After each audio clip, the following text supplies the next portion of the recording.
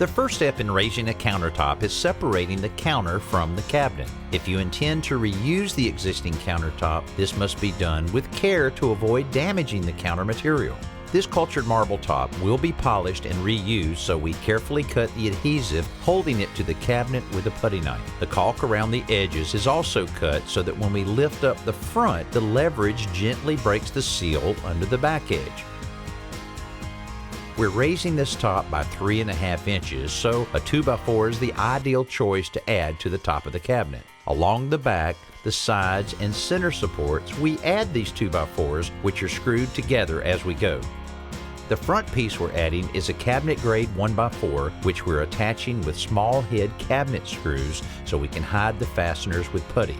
We're tacking a piece of screen molding over the seam between the cabinet and the 1x4 to mask the joint.